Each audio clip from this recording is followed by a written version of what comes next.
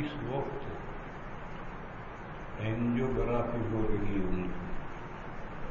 उनके लिए भी दुआ करो, अल्लाह बेहतर नतीजा सामने लाओ। और फिर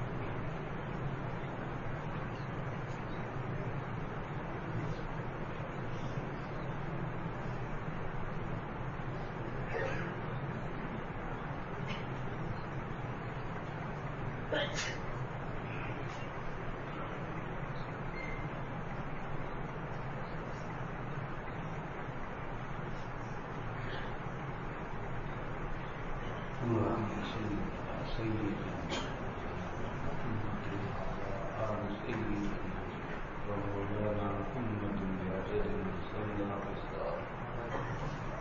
اللهم اغفر لحينا وميتنا وشاهدنا وغائبنا وصغيرنا وكبيرنا وذكرنا وانثانا اللهم من احييته منا فاحيه للايمان فاحيه للاسلام ومن توفيته منا فتوفه للايمان اللهم اغفر له وارحمه وسكنه في الجنه واجعل قبره روضة من رياض الجنة واجعل مأواه جنة الفردوس اللهم اقض حاجاتنا اللهم اشف مرضانا اللهم اشف مرضانا اللهم اشف مرضانا اللهم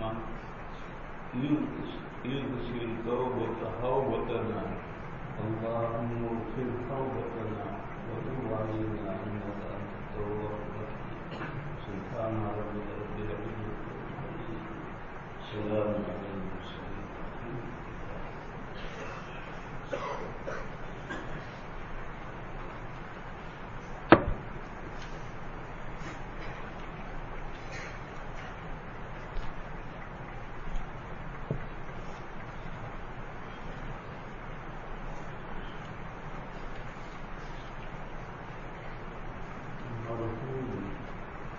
شہید ہو گئے 62 سال کی عمر تھی 3 بیویاں تھیں اور 28 اولاد امریکہ سے افغانستان جو ٹکر لے رہا ہے تو اس کی یہ وجہ ہے ہندوستان کے مسلمان ہم دو ہمارے دو تم کیا ہندوؤں سے ٹکر لے لو وہ ایک بندہ تھا اس کے 28 اولاد ہم نے ایک لڑکا یہاں پڑھ رہا تھا ہندوستان کے مسلمانوں کو ڈوب مرنا چاہیے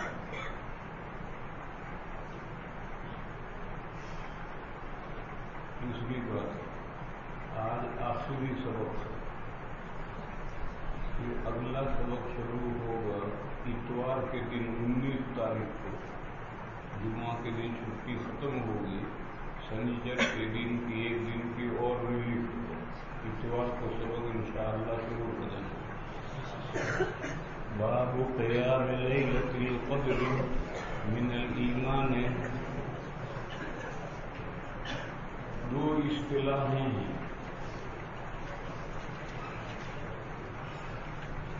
قیام اور احیاء قیام کے معنی کھڑا ہونا احیاء کے معنی زندہ کرنا قیام کے اصطلاحی معنی ہے سونے سے پہلے عبادت کرنا چاہے نفلیں پڑھو چاہے تلاوت کرو چاہے ذکر کرو کوئی بھی عبادت کرو سونے سے پہلے پھر جب نیند آئے سویا اور احیاء کے معنی ہے پوری رات بیدار رہو فجر کی نماز پڑھ کے سو احیاء کا لفظ ایک ضعیف حدیث میں آیا ہے من احیا لیلۃ العید لم یمت قلبہ یوم تموت القلوب جو عید کی رات پوری رات عبادت کرے تو جس دن دل مریں گے اس دن اس کا دل نہیں مرے گا من احیا لیلۃ العید لم یمت قلبہ یوم تموت القلوب یہ روایت ضعیف ہے اس کے علاوہ کوئی دوسری روایت میں مجھے احیاء ان کا لفظ یاد نہیں پڑتا اور قیام کا لفظ متعدد اعلیٰ درجے کی صحیح روایتوں میں آیا وہ روایتیں سب باپ امام بخاری پیش کر رہے ہیں قامہ کے مفہوم میں پوری رات جگنا نہیں جتنی دیر اللہ توفیق دے اتنی دیر اللہ کی عبادت کرو نماز بھی متعین ضروری نہیں ہے تلاوت کرو ذکر کرو نفلیں پڑھو، کچھ بھی عبادت کرو، پھر نیند آ جائے تو سو جاؤ۔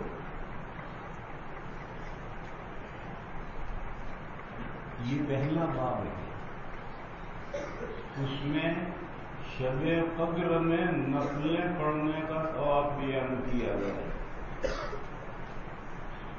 شب قدر کون سی ہے؟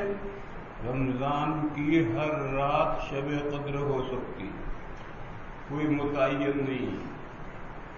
رمضان کی ہر رات شب قدر ہو سکتی ہے، بس رمضان کی ہر رات میں نفلیں پڑھو سونے سے پہلے۔ بڑا مشکل ہے، 29 دن یا 30 دن تمام راتوں میں جگنا اور سونے سے پہلے نفلیں پڑھنا بہت مشکل ہے۔ مشکل ہے تو پھر ایک فارمولہ سن لو مشکل کو آسان کرنے کا۔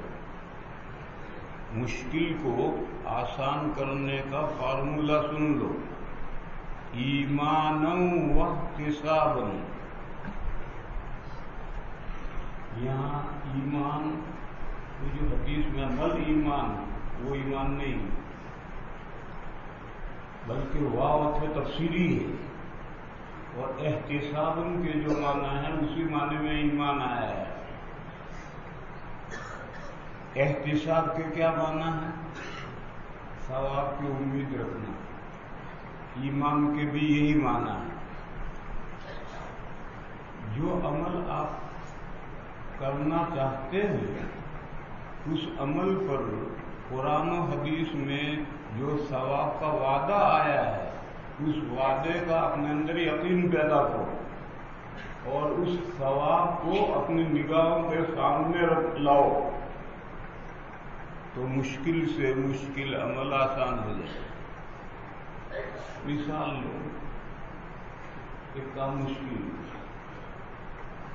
وہ کام کروائیں گے تو دن بھر میں 100 روپے دیں گے۔ ہم نے ایک بندے سے کہا بھیا یہ کام کر، ایک 500 روپے دوں گا، تو وہ تن من سے لگ جائے گا، آدھے میں کام جائے گا۔ کیوں؟ 500 روپے نگاہوں کے سامنے رہیں۔ تو اگر وہ نگاہوں کے سامنے نہ رہیں تو پھر بیچ میں بیٹھ کر بیڑی بھی پیے گا۔ یہ جو ہمارے مزدور ہوتے ہیں ان کو بھی تو ہم دن بھر میں دہاڑی 100 روپے دیتے ہیں، پھر کیوں مسلسل کام نہیں کرتے؟ بیچ میں بیٹھ کر بیڑی کیوں پیتے ہیں؟ وہ 100 روپے ان کی نگاہوں کے سامنے نہیں رہتے۔ یہ معلوم ہے میرے شام کو دہاڑی مل جائے، لیکن جب کہا 500 روپے دیں گے، اب وہ 500 روپے نگاہوں کے سامنے سے ہٹیں گے، اب بیڑی نہیں پیے تب تک من سے لگے گا۔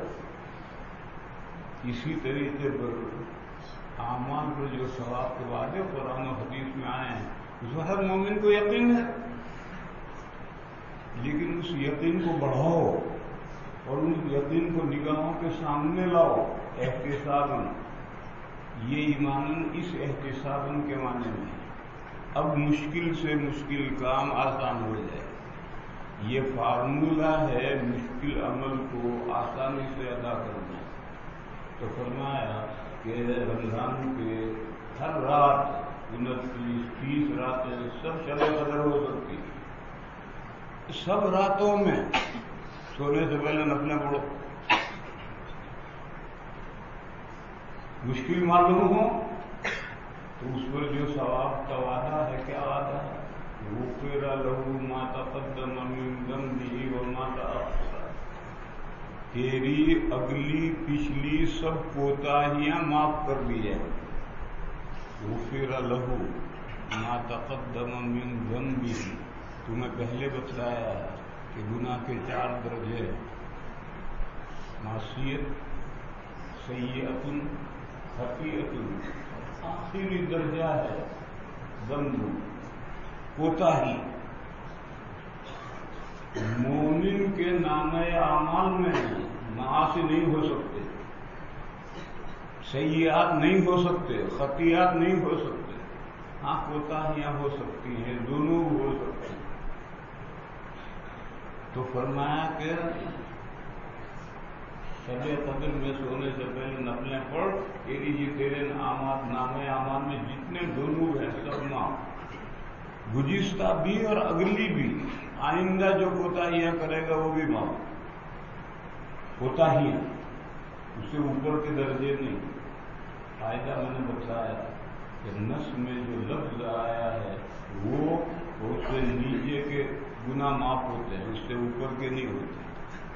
تو نص میں لفظ گمگن آیا ہے جو سب سے نیچے کا درجہ ہے، کوتاہی جس کا ترجمہ ہے تیرے نام اعمال میں جتنی کوتاہیاں ہیں وہ سب معاف ہو جائیں گے، گزشتہ بھی اور آئندہ بھی۔ یہ جو ثواب کا وعدہ ہے، اس وعدے کو نگاہوں کے سامنے لاؤ، ہر رات نفلیں پڑھنا آسان ہو جائے، سونے سے پہلے نفلیں پڑھنا آسان ہو جائے۔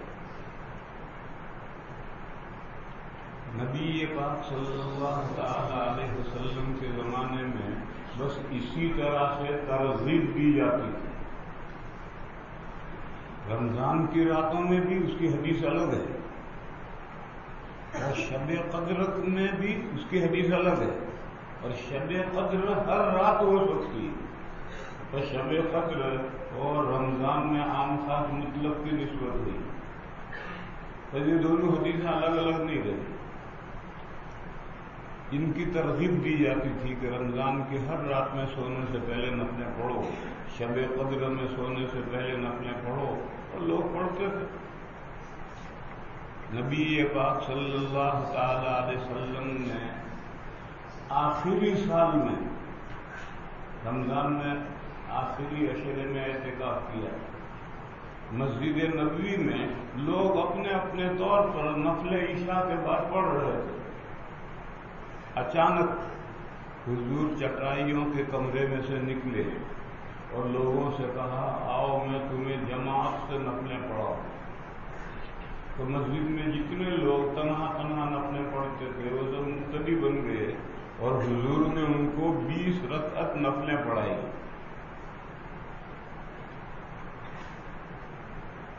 صبح اس کا چرچا ہوا کہ رات حضور نے ہمیں نفلیں جماعت سے پڑھائی، بڑا مزہ آیا۔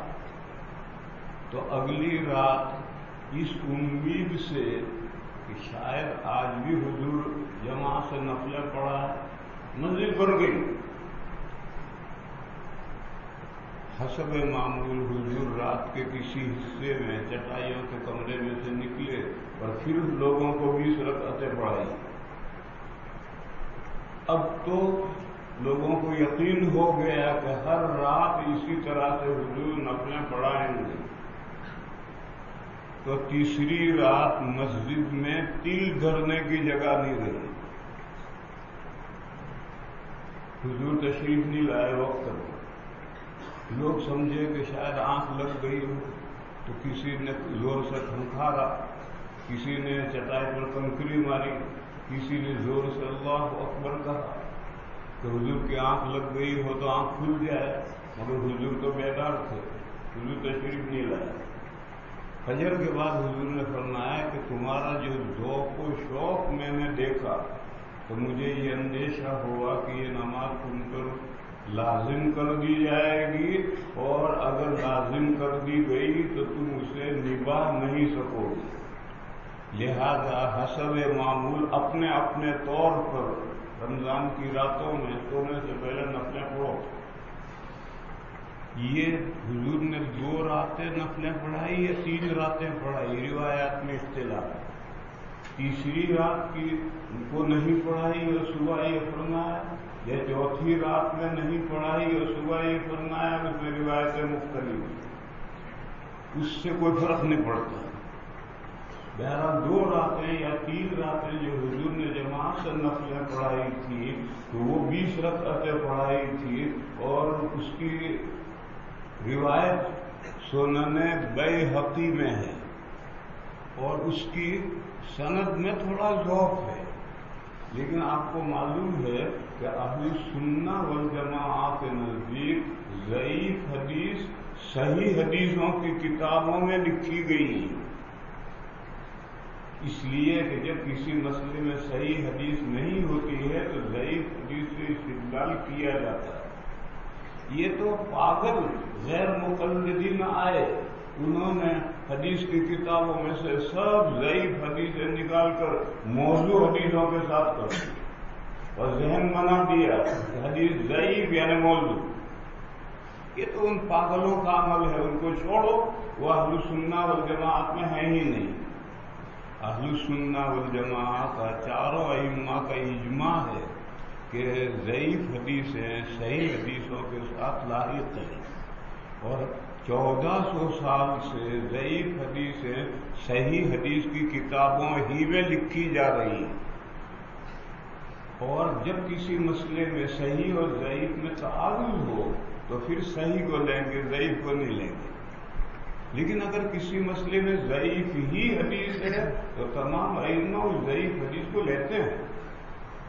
یہاں اس کے مقابل کوئی حدیث صحیح نہیں ہے، اور کوئی کہے کہ حضرت عائشہ کی 11 رکعتوں کی روایت تو اعلیٰ درجے کی صحیح ہے، تو تم نے شرح تہذیب میں بلکہ مرقات ہی میں پڑھا ہے کہ تعارف کے لیے وحدت ثمانیہ شرط ہے، 8 باتوں میں اتحاد ہو تو تعارف ہوتا ہے، ورنہ ان میں سے ایک وحدت موضوع ہے۔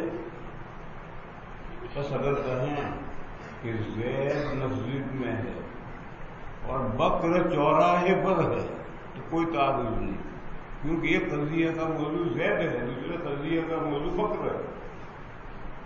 بس یہ جو 12 رکعتوں والی روایت ہے وہ تو تہجد کی روایت ہے اور پورے سال کی ہے، اور یہ 20 رکعتوں والی روایت ہے تو رمضان میں جو حضور نے تہجد جماعت سے پڑھایا تھا اس کی روایت ہے، اس کے بالمقابل کوئی صحیح روایت ہے ہی نہیں۔ بس ایسی صورت میں چاروں ائمہ اس ضعیف روایت کو لیتے ہیں، چنانچہ لیا، اور چاروں ائمہ پوری دنیا میں 1400 سال سے متفق ہیں کہ تراویح کی 8 رکعتیں اور تراویح کی 20 رکعتیں وہ اس حدیث کی بنیاد پر، اور صرف اس حدیث کی بنیاد پر نہیں، اس حدیث پر اجماع امت ہو۔ اجماع امت کا دوسرا نام ہے تعامل۔ 1400 سال سے شرقاً غرباً پوری امت 20 رکعت رمضان کی راتوں میں پڑھتی چلی آ رہی ہے۔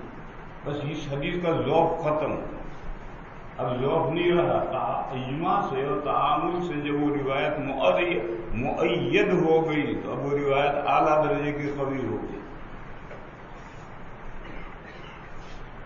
دوسرا مسئلہ پھر کیا ہوا؟ حضرت ابو بکر کا زمانہ آیا، اس میں بھی اسی طرح چلتا رہا، لوگوں کو ترغیب دی جاتی تھی اور لوگ رمضان کی راتوں میں اپنے اپنے طور پر نفلیں پڑھتے تھے۔ پھر حضرت فاروق اعظم رضی اللہ تعالیٰ عنہ کا زمانہ آیا، حضرت فاروق اعظم رضی اللہ تعالیٰ عنہ نے ملک اور ملت کو منظم کرنے کے لیے بہت سارے کام کیے، ان میں سے ایک کام حضرت علی کرم اللہ تعالی وجہہ نے مشورہ دیا، اور یہ جو روایت میں بیان کرتا ہوں اس کو دیکھنا ہو تو تفسیر ہے الدر المنثور، 6 جلدوں میں سیوطی رحمۃ اللہ علیہ کی چھپی ہوئی تفسیر ہے، اس میں سورۃ القدر میں کھولو، وہاں یہ روایت ملے گی۔ حضرت علی نے فرمایا کہ یہ حضرت عمر نے جو تراویح کا نظام بنایا ہے یہ میرے مشورے سے بنایا ہے۔ میں نے حضرت عمر سے یہ کہا کہ حدیث ہے کہ شب قدر میں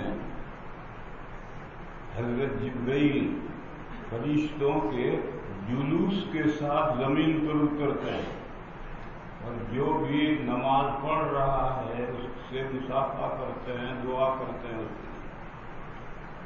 اور شب قدر متعین ہے نہیں،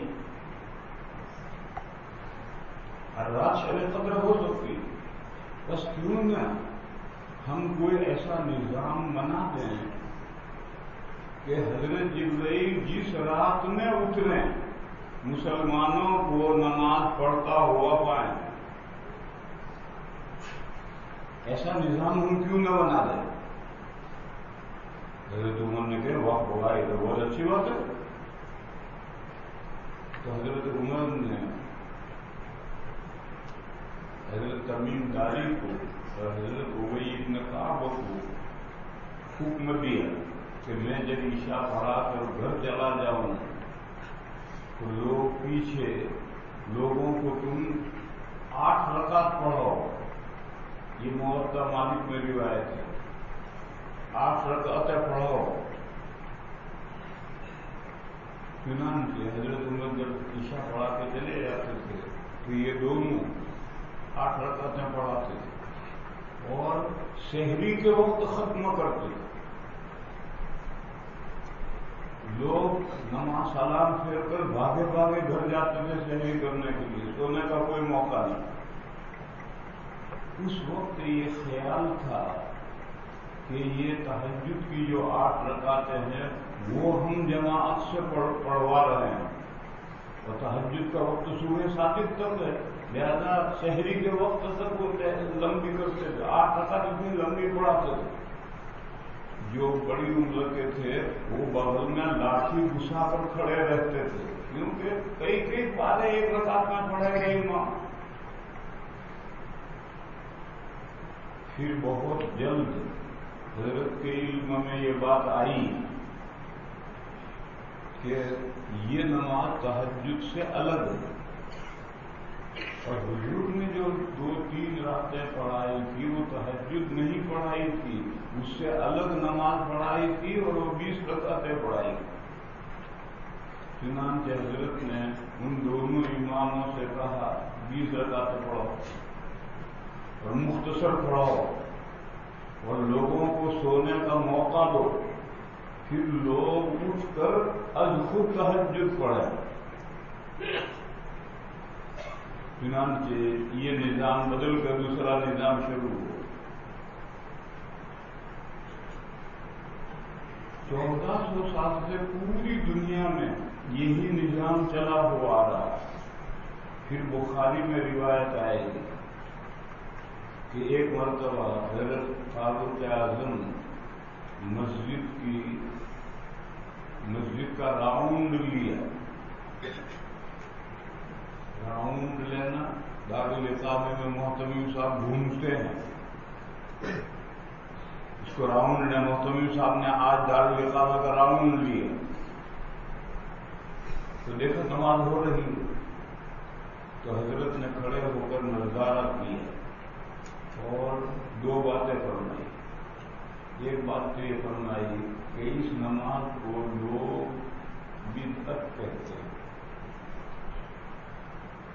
یہ تو بہت اچھی چیز ہے. کہاں بدعت؟ نعمت البدعۃ هذه. یہ شاندار نئی بات ہے. یہاں جو البدعۃ ہے یہ اصطلاحی معنی میں نہیں ہے, لغوی معنی میں. کیونکہ اصطلاحی معنی میں جو بدعت ہے وہ نعمہ ہو ہی نہیں سکتی. کل بدعۃ ضلالہ. حضرت فرماتے ہیں نعمت البدعۃ هذه. معلوم ہوا کہ بدعت لغوی معنی میں ہے, اصطلاحی معنی میں نہیں. فرمایا یہ نئی چیز جو ہم نے شروع کی ہے یہ تو بہت بہترین ہے. دوسری بات حضرت نے فرمائی جو اصل غور کرنے کی, فرمایا واللتی تنامون عنها افضل من هذه. وہ نماز جس سے تم سوتے رہتے ہو وہ نماز اس نماز سے افضل ہے. یعنی رمضان میں بھی سونے کے بعد اٹھ کر کے تہجد پڑھنا ہے اور تہجد کی نماز رمضان میں اس تراویح سے افضل ہے. لیکن تم لوگ سوتے رہتے. عام لوگ جب تک بیوی لاسٹ کال نہ کرے, آخری مرتبہ آواز نہ دے, وہاں تک اٹھتا نہیں. اور جب اس نے کہا میاں اٹھو اب تو 10 منٹ باقی رہے سحری بند ہونے میں, تو جلدی جلدی اٹھے گا اور چونچ دھو کر کھانا کھانے بیٹھ جائے گا.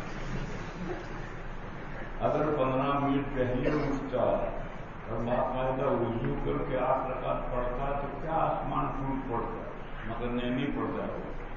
اسے پڑھنا واللتی تنامون عنہا افضل من هذه.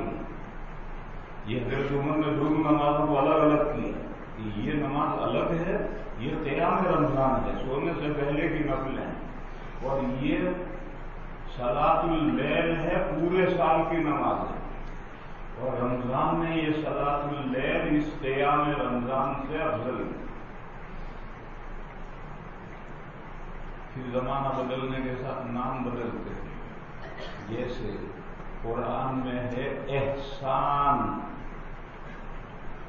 محسنین.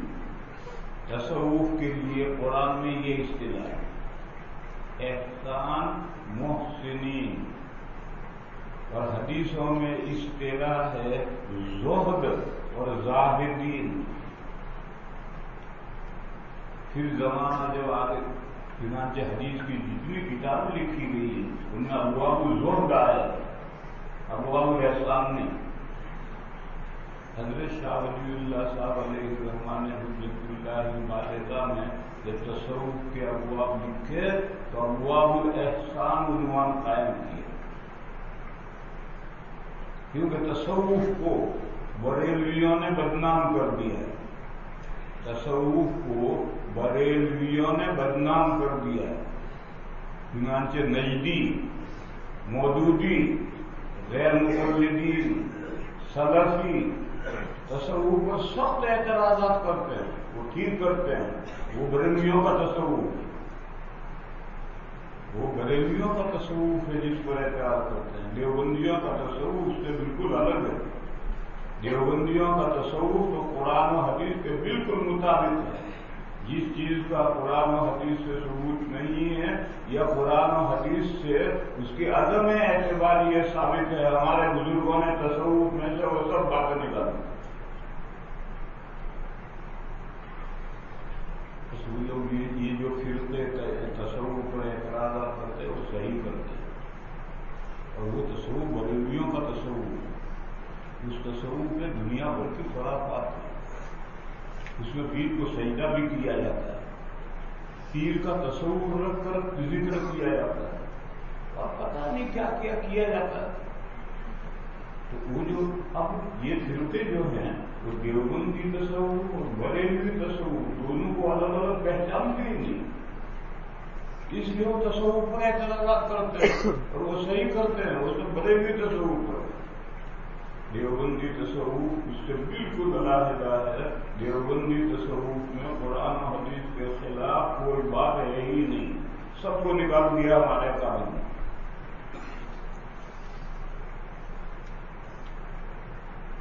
تو جیسا بعد میں احسان اور زہد کے لیے تصوف کی اصطلاح شروع ہوئی، اس لیے کہ اس زمانے میں جو نیک بندے تھے وہ اون کے کپڑے پہنتے تھے، جبکہ لوگ سوت کے کپڑے پہنتے، مگر یہ اون کے کپڑے پہنتے. تو صوف سے صوفی اور تصوف بن گیا. اسی طرح سے یہ قیام رمضان اصطلاح تھی، وہ آگے زمانہ بڑھا تو تراویح کی اصطلاح بن گئی.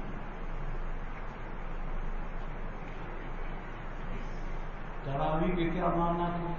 4 رکعت پڑھو، اور 4 رکعت پڑھ کر کے 4 رکعت کے بقدر وقفہ کرو، آرام کرو، پیر لمبے کرو. تھرمس میں چائے رکھی ہو تو چائے پی لو، بیڑی مت پیجیے. پھر کھڑے ہو، پھر 4 رکعت پڑھو، اور جتنی دیر 4 رکعت پڑھیے اتنی دیر وقفہ کرو. یہ ترویح تم کی یہ معنی تھا. پھر زمانہ آگے بڑھا، آج کل تو 1 منٹ کا وقفہ نہیں کرتے، دھڑا دھڑ 20 رکعتیں مارتے، اور پھر کہتے تھک گئے اور جلدی پڑھو، اور جلدی پڑھنا دینا تھک گئے. یہ کھٹاکھٹ 20 رکعتیں پڑھنے سے تو تھکتا ہے. اگر اس طرح سے آپ تراویح پڑھیں، ہر 4 رکعت پر 4 رکعت کے بقدر وقفہ کریں رات بھر پڑھ کر بھی نہیں تھکیں گے، مگر صورتحال کیا ہے؟ وہ کسی کا قول ہے یا کسی کی روایت ہے، مجھے تحقیق نہیں، کہ المنافق فی المسجد کالطیر فی القفص، پرندہ پنجرے میں جیسا پریشان ہوتا ہے، منافق مسجد میں اس طرح پریشان ہوتا ہے۔ المنافق فی المسجد کالطیر فی القفص والمؤمن فی المسجد کالسمک فی الماء۔ یہ کسی کا قول ہے یا حدیث ہے، مجھے تحقیق نہیں ہے، تم خود ہی تحقیق کرو۔ آج مسلمان کا یہ حال ہو گیا، سب ہم منافق ہو گئے۔ مسجد میں ہمیں رکتے ہوئے موت آتی ہے، اور تراویح پڑھ کے چوراہے پر جا کر گھنٹہ پر کھڑے کھڑے باتیں کریں، پانی پھٹے۔ اور مسجد میں اگر 5 منٹ زیادہ ہو جائیں، امام صاحب آج 5 منٹ زیادہ ہو گئے، یہ ایمان کی کمزوری ہے ہمیں، ہم مومن نہیں رہے، منافق ہو گئے ہیں۔ تو اب وہ جو تراویح میں جس وجہ سے تراویح کو تراویح کہتے تھے، وہ حقیقت بھی نہیں رہی۔ اب تو صرف 20 رکعتوں کو تراویح کہنے لگے، چاہے بیچ میں وقفے کے بغیر دھڑا دھڑ پڑھتے رہو، تراویح کہنے لگے۔ زمانے کے بدلنے سے یہ نام بدلے۔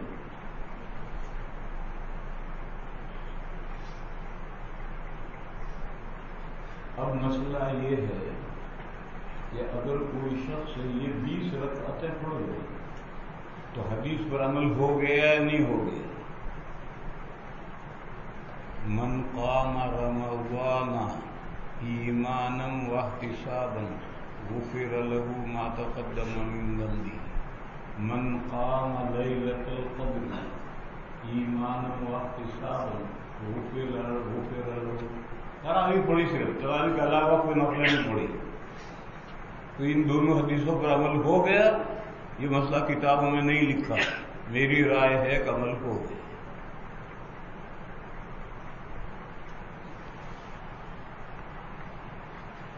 باب قیام لیلۃ القدر من الایمان۔ حضرت کا جو استدلال ہے وہ من الایمان ہے، اور من تمییز ہے۔ ہمارا جواب یہ ہے کہ من اجلیہ ہے، یعنی یہ کام ایمان کے تقاضے سے ہوتا ہے، جس کا ایمان پختہ ہے وہی یہ کام کرتا ہے۔ وبه قال حدثنا ابو اليمان قال اخبرنا شعيب قال حدثنا ابو الزناد عن الأعرج عن ابي هريرة قال قال رسول الله صلى الله عليه وسلم من يقوم ليلة القدر ایمانا واحتسابا۔ حضرت کا استدلال یہاں سے، انہوں نے کہا کہ شب قدر کا قیام ایمان کا جز ہے۔ دلیل کا حدیث میں ایماناً آیا ہے، قام ایماناً۔ جواب یہ ہے کہ یہ ایماناً تو احتساباً کے معنی میں ہے، مل ایمانوں میں جو ایمان کے معنی ہے وہ ایمان نہیں ہے۔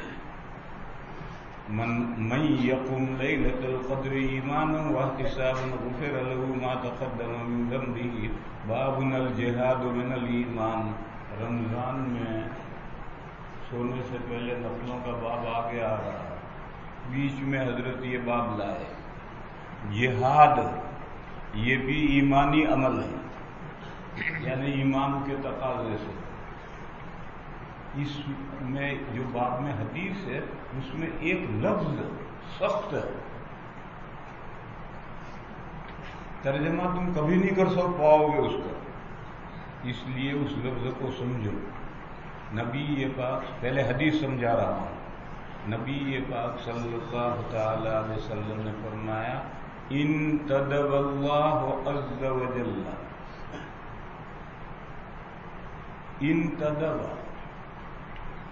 گارنٹی لی ہے اللہ تعالی نے، یہ انتدبہ کا ترجمہ ہے، اللہ نے گارنٹی لی ہے، یا کہو گارنٹی دی ہے، لی ہے دی ہے کا ایک ہی مطلب، یہ ترجمہ بین السطور میں لکھا ہے۔ تکفلا و ضمنا، یہ انتدبہ کا ترجمہ لکھا ہے، تکفلا و ضمنا، دونوں کا ترجمہ ہے اللہ ضامن ہوئے ہیں، اللہ کفیل ہوئے ہیں، اللہ نے گارنٹی لی ہے۔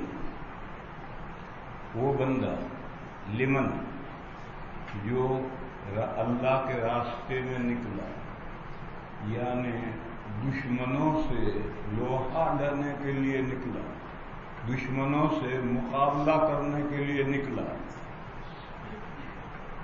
اسلام کا جھنڈا لے کر نکلا، اسلام کا کلمہ اونچا کرنے کے لیے، اعلاء کلمت اللہ کے لیے نکلا، اسلام کی سر بلندی کے لیے، دشمنوں سے لڑنے کے لیے نکلا۔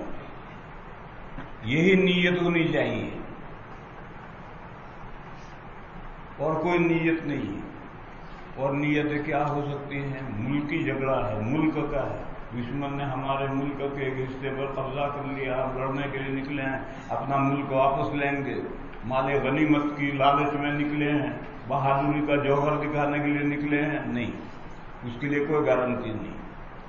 گارنٹی اس بندے کے لیے ہے لا یخرجہ، نہ نکالے اس کو مگر مجھ پر ایمان، وہ مجھ پر ایمان رکھتا ہے۔ او کے لیے گیلری میں واو لکھا ہے، لہذا یہ او بمانا واو ہے، اور واو جمع کرتا ہے، لہذا یہ او جو ہے احد الامرین کے لیے نہیں ہے، واو کے لیے ہے، کیونکہ دوسرا نسخہ گیلری میں واو کا ہے۔ اور میرے رسولوں کی تصدیق، میرے رسولوں نے جہاد پر جن ثوابوں کا وعدہ کیا ہے اس کو سچا مان لیا، اور ان کو سچا مان کر اس ثواب کے حاصل کرنے کے لیے نکلا۔ ایمان بھی و برسولی و تصدیق برسولی، یہ دونوں ایک چیز ہیں، مجھ پر ایمان اور میرے رسولوں نے جو خبریں دی ہیں ان کو سچا مان کر کے وہ نکلا ہے دشمن سے مقابلہ کرنے کے لیے۔ تو فرمایا میں اسے لوٹاؤں گا، ان ارجعہ، رجع یرجع، کون سا باب ہو کچھ پتہ نہیں چلا تم۔ یہ باب لازم اور متعدی دونوں طرح آیا ہے، سورہ توبہ میں ہے فَإِن رَجَعَكَ اللَّهُ، اگر اللہ تجھے لوٹائیں تو لازم تو تم جانتے ہی ہو، یہ متعدی بھی آتا ہے، یہاں متعدی استعمال ہوا ہے، ان ارجعہ کہ لوٹاؤں میں اس کو،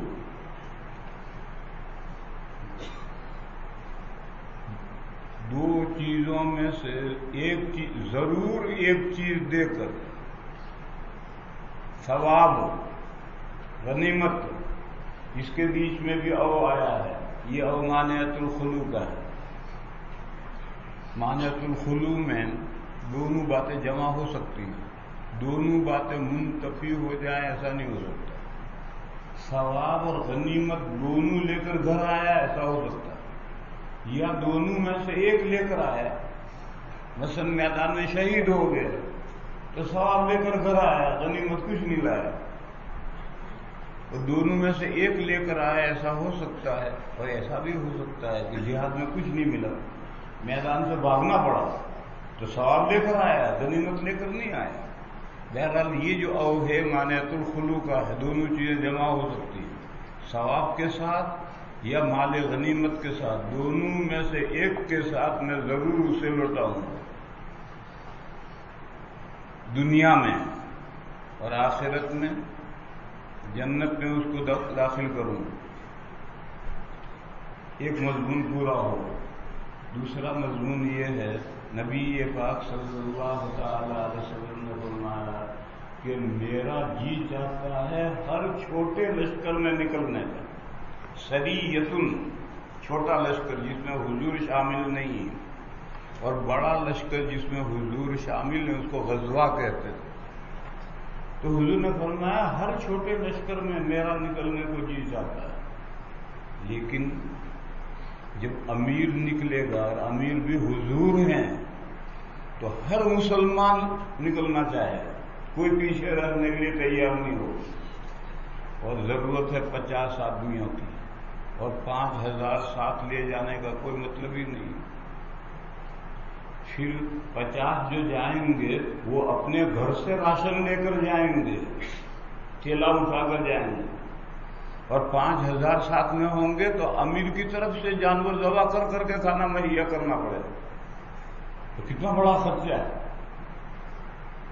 تو اس لیے حضور نے فرمایا کہ ہر چھوٹے لشکر میں میرے لیے نکلنا ممکن نہیں ہے، ورنہ میرا جی تو چاہتا ہے کہ ہر لشکر میں نکلوں۔ پھر فرمایا کہ میرا جی یہ بھی چاہتا ہے کہ میں بار بار شہید کیا جاؤں، زندہ کیا جاؤں، پھر شہید کیا جاؤں، پھر زندہ کیا جاؤں۔ حدیث پوری ہو گئی، اس کی کوئی شرح کرنے کی ضرورت نہیں ہے، بس انتدب اللہ، اس کے معنی یاد رکھنے، تکفل اللہ، ضمن اللہ، اللہ ذمہ دار بن گئے ہیں، اللہ تعالی نے گارنٹی لے لی۔ اصل ندبہ کے معنی کیا ہے؟ ندبہ کے معنی بلانا۔ اسی لیے جلسے میں جن لوگوں کو بلاتے ہیں ان کو بلہ دیتے ہیں، مندوب، بلایا ہوا۔ یہ جو جلسوں میں بلہ دیتے ہیں مندوب یعنی بلایا ہوا، تو مجرد کے یہ معنی ہے، ندب بلایا اس کو۔ یہیں سے یہ لفظ استعمال ہوا ہے کسی کے مرنے پر جو تعزیتی جلسہ ہوتا ہے یا جلسہ نہیں ہوتا تو رونے والیاں اکٹھی ہو کر ہو ہا روتی ہیں، اس کو ندبہ کہتے ہیں، مرثیہ کہتے ہیں۔ ایک آدمی مرحوم کا مرثیہ لکھ کر لایا اور اس نے مجمع میں سنایا اور سب ہو ہا روئیں گے، تو یہ ندبہ یہ اسی سے لفظ آیا ہے، اسی سے انتدبہ فعل بدل گیا، فعل بدل گیا تو معنی بدل گیا۔ اب انتدبہ تو میں بلانے کے معنی نہیں ہے، تکفلا اور ضمنا کے معنی ہے۔ اس میں جو آیا ہے لا یخرجہ الا ایمان بی، یہاں سے حضرت نے استدلال کیا کہ جہاد فی سبیل اللہ ایمان کا جز، ایمان بی یہاں سے استدلال کیا، مگر میں نے بتایا تھا کہ یہ ایمان احتساب کے معنی میں ہے، اور دلیل و تصدیق برسول دلیل ہے کہ رسولوں نے جس ثواب کی خبر دی ہے اس کی تصدیق کرتے ہوئے یہ ایمان بی کا مطلب ہے۔ یہاں مجاز بالحذف ہوتا ہے، ایمان بی ای ایمان بثوابی، لفظ ثواب پوشیدہ ہے، میرا جو ثواب ہے بدلہ ہے جہاد کا جس کی رسولوں نے خبر دی ہے، اس کی پر یقین کرتے ہوئے وہ اللہ کے راستے میں جہاد کے لیے نکلا۔ باب الجہاد من الایمان وبه قال حدثنا حرمي بن حفص قال حدثنا عبد الواحد قال حدثنا عمارة قال حدثنا ابو زرعة بن عمرو بن جرير قال سمعت ابا هريرة عن النبي صلى الله عليه وسلم قال انتدب الله عز وجل لمن خرج في سبيله لا يخرجه الا ايمان بي او تصديق برسله ان ارجعه بما نال من اجر او غنيمة او ادخله الجنة ولولا ان اشق على امتي ما قعدت خلف سرية ولوددت، یہ تیسرا مضمون، ولوددت انی اقتل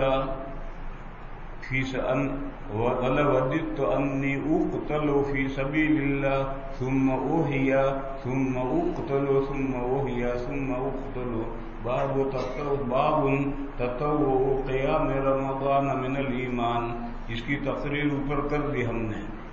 وبه قال حدثنا اسماعيل قال حدثني مالك عن ابن شهاب عن حميد بن عبد الرحمن عن ابي هريره ان رسول الله صلى الله عليه وسلم قال من قام رمضان ایمانا واحتسابا غفر له ما تقدم من ذنبه. تیسرا مضمون روزے رکھنا. یہ بھی آسان کام نہیں، بھاری کام ہے. اس کو بھی آسان بناؤ. فارمولہ ایمان و احتساب، روزہ رکھنا آسان ہو جائے گا. باب صوم رمضان احتساب من الایمان. وبه قال حدثنا ابن سلام قال اخبرني محمد بن فضيل قال حدثنا يحيى بن سعيد عن ابي سلمة عن ابي هريرة قال قال رسول الله صلى الله عليه وسلم من صام رمضان ایمانا واحتسابا غفر له ما تقدم من ذنبه.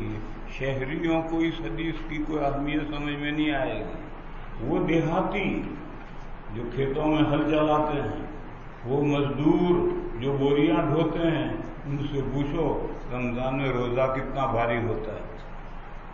مگر وہ بھی ایمان و احتساباً کا فارمولہ سامنے رکھیں تو ان کے لیے بھی آسان ہو جائے گا. باب الدین یسر.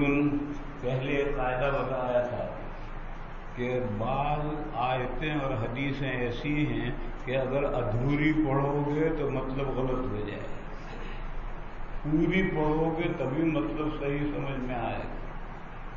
اس کی مثالیں آئی لا تقربوا الصلاۃ، اس کی مثال آئی امیرت ان اقاتل، اس کی ایک مثال یہ آ رہی ہے.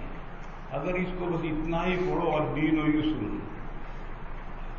تو غلط فہمی ہوگی. آج لوگ اسی حدیث کو پیش کرتے ہیں، ارے دین آسان ہے، داڑھی رکھ سکتے ہو رکھو، کافروں کا ملک ہے نہیں رکھ سکتے مت رکھو، سود سے بچ سکتے ہو بچو، نہیں بچ سکتے ہو کوئی حرج نہیں، کافروں کا ملک ہے. وقود فاسدہ کر سکتے ہیں، بچنا ممکن نہیں ہے، کرو وقود فاسدہ. نماز پڑھ سکتے ہو پڑھو، نوکری کی وجہ سے نہیں پڑھ سکتے نہ پڑھو. الدین یسر، دین آسان ہے. یہ حدیث کو ادھورا پڑھنے کی وجہ سے یہاں حدیث پوری آ رہی ہے. اس پوری حدیث کو یاد کرو، اسے سمجھو.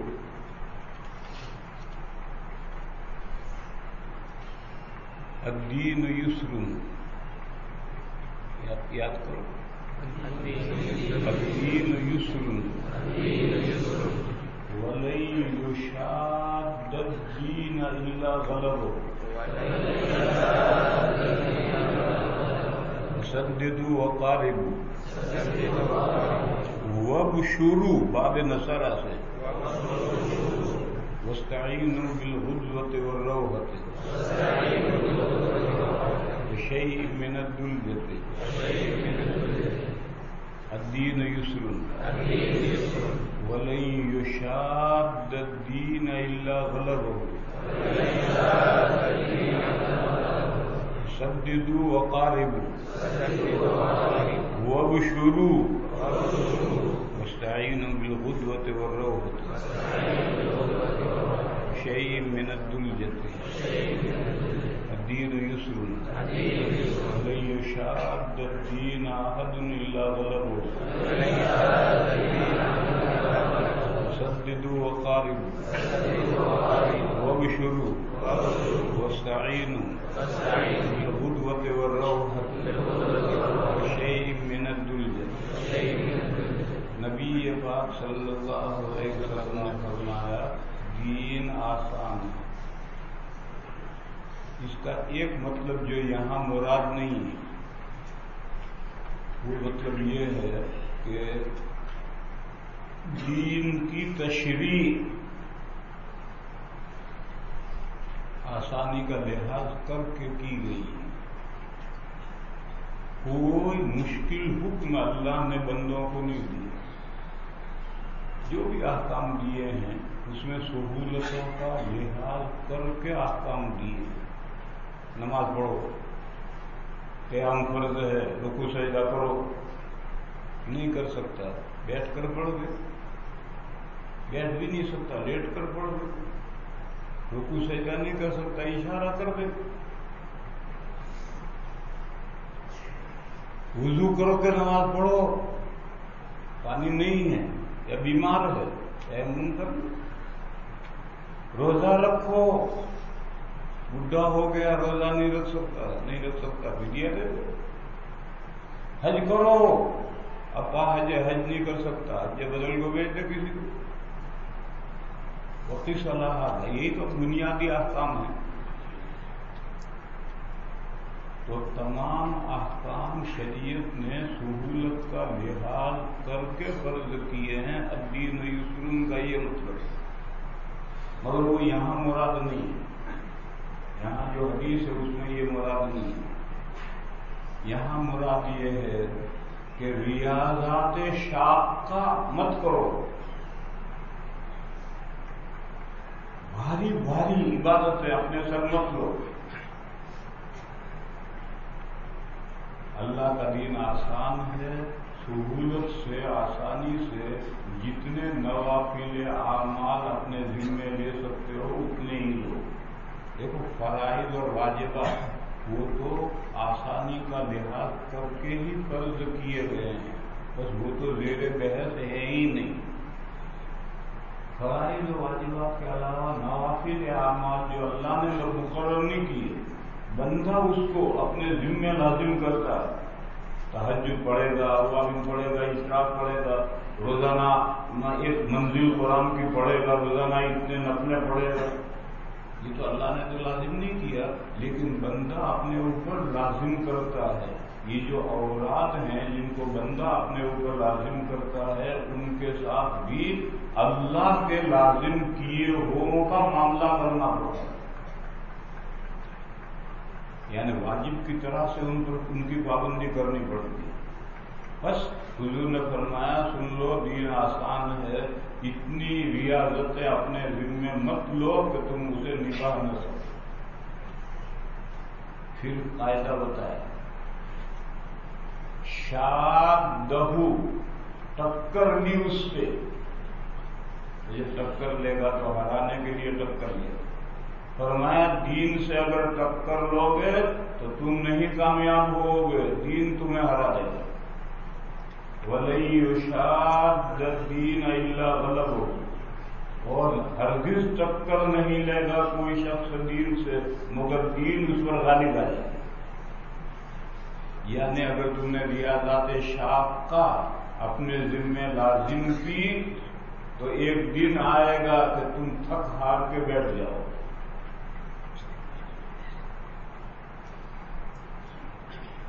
لہذا کرنا سددوا وقاربوا، سیدھے راستے پر چلو،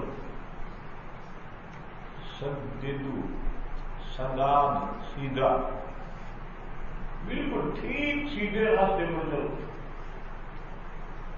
اور اگر بالکل ٹھیک سیدھے راستے پر نہ چل سکو، سیدھے راستے سے دائیں بائیں ہٹو تو قریب قریب رہو، قارب وہ دور نہ چلے جاؤ۔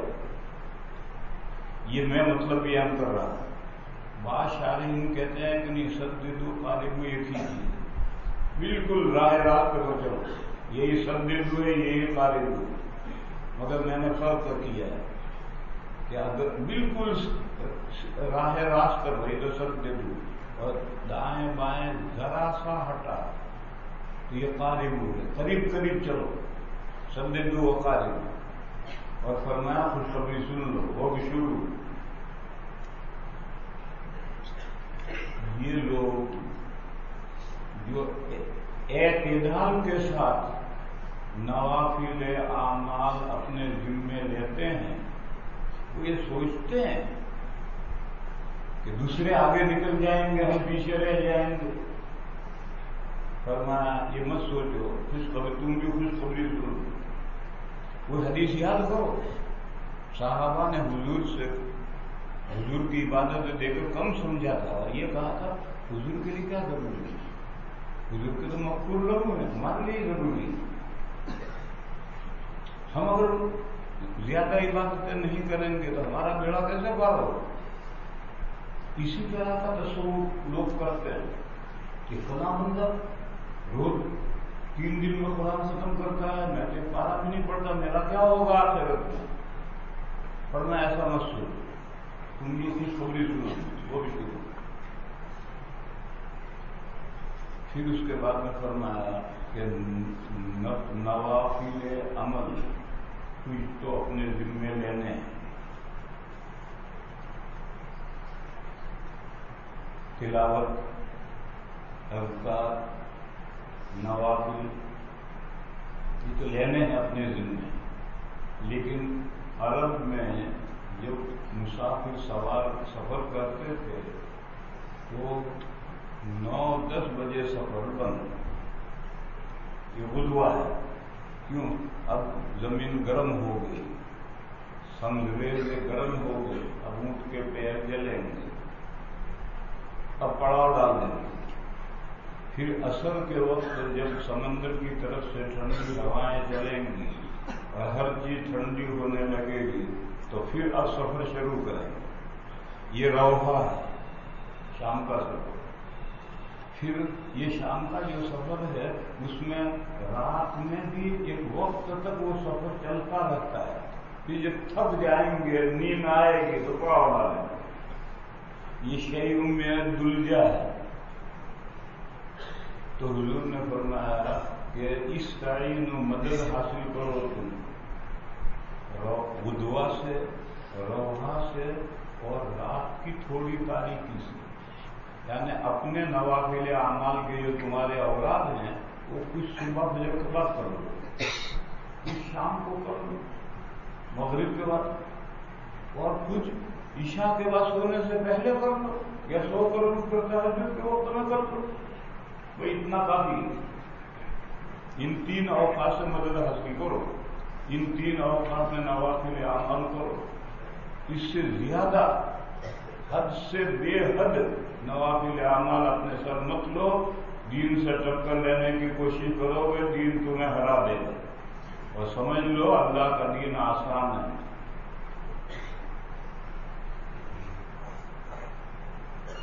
یہ فرمایا کہ خوشخبری سن لو۔ اس کا کیا مطلب؟ اس کا مطلب یہ ہے کہ اگر بے حد اپنے سر عبادت لوگے، نبھا نہیں سکو گے تو فائدہ کیا ہوگا، اور تھوڑا لوگے تو پابندی سے ساتھ کرو گے تو خطرہ خطرہ دریا چڑھو گے، کنکر کنکر پہاڑ چڑھو گے۔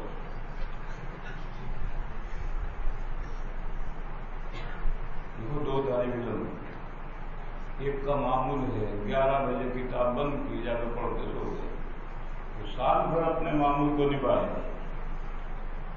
اور ایک کا معمول ہے 3 بجے رات تک پڑھتا ہے، وہ ہفتہ 10 دن سے زیادہ نہیں معمول پر رہ سکے گا، ہفتہ 10 دن کے بعد عشاء کے بعد رہے گا۔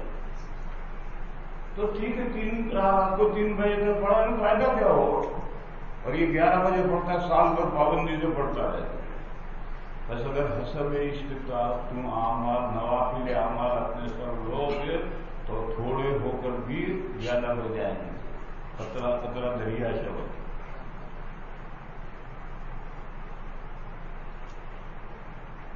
بشورو، خوشخبری سن لو، اس کا مطلب یہ ہے کہ تم آگے نکل جاؤ گے، تھوڑے سے اعمال اپنے ذمے لے کر تم آگے نکل جاؤ گے، وہ جس نے حد سے بے حد اعمال اپنے ذمے لیے وہ پیچھے رہ جائے۔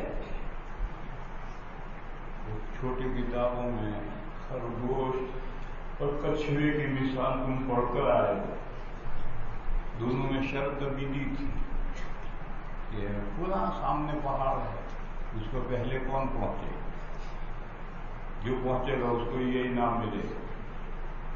تو خرگوش صاحب تڑنگ تڑنگ تڑنگ تڑنگ تڑنگ تڑنگ چلے، پھر پیچھے مڑ کر دیکھا تو کچھوا تو کیا بہت دور ہے، تو انہوں نے کہا آؤ تھوڑی دیر ریسٹ کریں، آرام کریں، جب کچھوا قریب آئے گا تو پھر ہم تڑنگ تڑنگ تڑنگ چلیں گے۔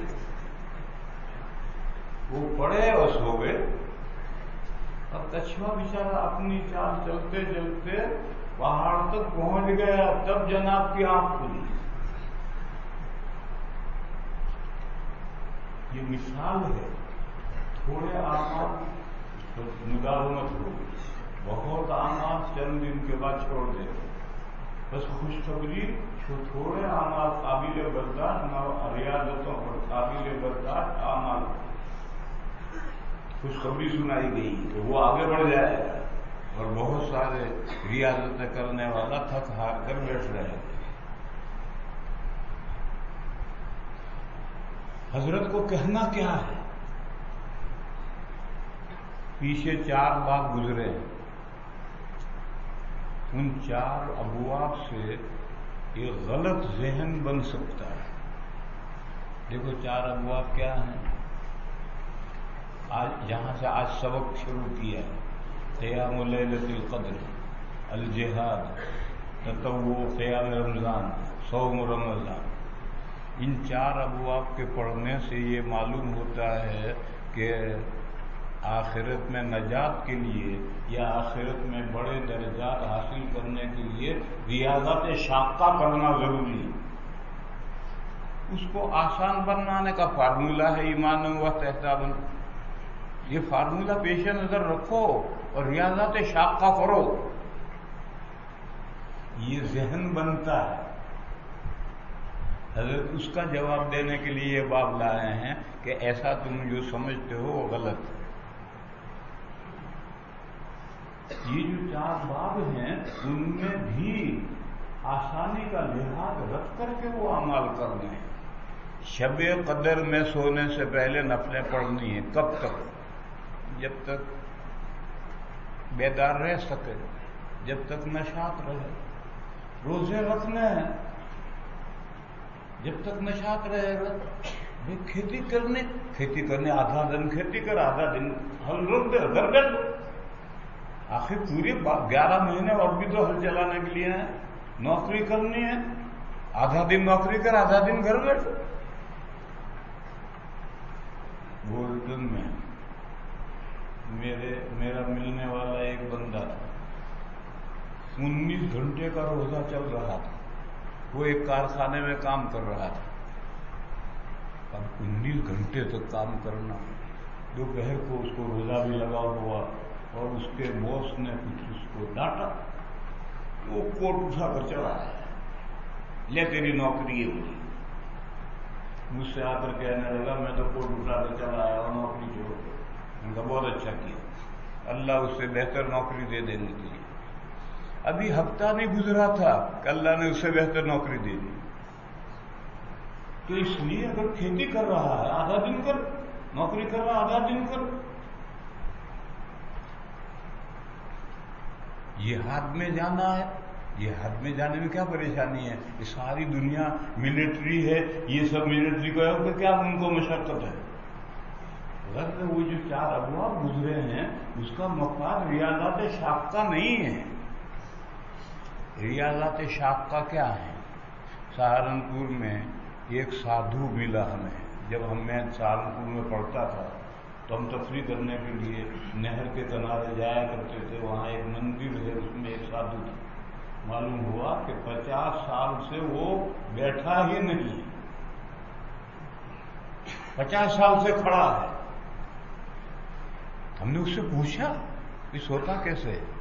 تو وہ لے گیا اپنے کمرے میں، رسیاں بتائی، 2 رسیاں لٹک رہی تھی، ایک یہاں باندھ دی، ایک یہاں باندھ دی، کھڑا کھڑا رہا۔ بعض سادھو ایک من لوہا اپنے جسم پر لادے پھرتے ہیں۔ اب پتہ نہیں کیا کیا ریاضتیں کرتے، اسلام میں تو یہ ریاضتیں ہیں ہی نہیں۔ لیکن دوسرے مذاہب والے، عیسائیوں کے یہاں، ہندوؤں کے یہاں یہ جو ریاضتیں ہیں ان کی منع ممانعت ہے کہ مسلمانوں کو ایسے کام، روزانہ یہ قرآن ختم کروں گا، کیوں بھائی کیا ضرورت ہے؟ 3 دن میں ختم کر، 1 ہفتے میں ختم کر، 1 مہینے میں ختم کر۔ روزانہ کرے گا کئی دن نبھائے گا، چند دن کے بعد تھک جائے گا، پھر کچھ بھی نہیں پڑے گا۔ بس یہ جو پچھلے 4 ابواب ہیں ان کا مفاد ریاضات شاقہ نہیں ہے، ان کا مفاد ہے دین و یسرن کو ملحوظ رکھ کر وہ چاروں کام کرنا۔ یہ دفع دخل مقدر کے طور پر یہ باب لائے ہیں ان 4 ابواب کے بعد۔ بابن الدین یسرن قالن، یہ ایک حدیث پیش کر رہے ہیں بغیر سند کے، وہ میں نے سمجھا ہی نہیں۔ احب الدین ہے بہترین دین، اس میں مجاز بالحذف ہے۔ احب اعمال الدین، دین تو ایک ہی ہے جو اللہ کے یہاں مقبول معتبر ہے، ان الدین عند اللہ الاسلام، پھر احب الدین کا کیا مطلب؟ یہ میں نے کہا مجاز بالحذف ہے۔ احب الدین اے احب اعمال الدین، دین کے اعمال میں سے اللہ کو سب سے زیادہ پسند وہ اعمال ہیں جن میں دو باتیں ہوں، الحنیفیہ السمحہ، یہ دو باتیں جن اعمال میں ہوں وہ اعمال اللہ کو بے حد پسند ہے۔ الحنیفیہ آخر میں تا تو وصفی ہے اور اس سے پہلے یا نسبتی ہے، اس سے پہلے ہے حنیف۔ حنیف فعیل ان کا وزن ہے، مادہ ہے حنفا، حنفا کے معنی مائل ہونا، حنیف فعیل مائل ہونے والا، اس میں فاعل کے معنی ہے۔ الحنیفیہ آخر کی تا تو وصفی، جیسے علامہ پجامہ، ایسے یا وصفی، اور اس سے پہلے کی جو یا ہے وہ نسبتی ہے، جیسے دیوبندی دہلوی، ہٹاؤ اسے، اب پیچھے رہ گیا کیا؟ حنیف، یہ فعیل ان کا وزن ہے، اس کا مادہ ہے حنفا، حنفا کے معنی ہے مائل ہونا، تو حنیف ان کے معنی مائل ہونے والا، مائل ہونے والا، یہ تو لفظی ترجمہ کیا میں نے۔ اصطلاحی معنی کیا ہے؟ ما سوى اللہ سے توجہ ہٹا کر صرف اللہ کی طرف مائل ہو جاؤ، کوئی کسی اور چیز کی طرف التفاتی نہ رہے۔ ایسا بندہ حضرت ابراہیم تھے، اور اسی کے لیے ان کا نام حنیف تھا۔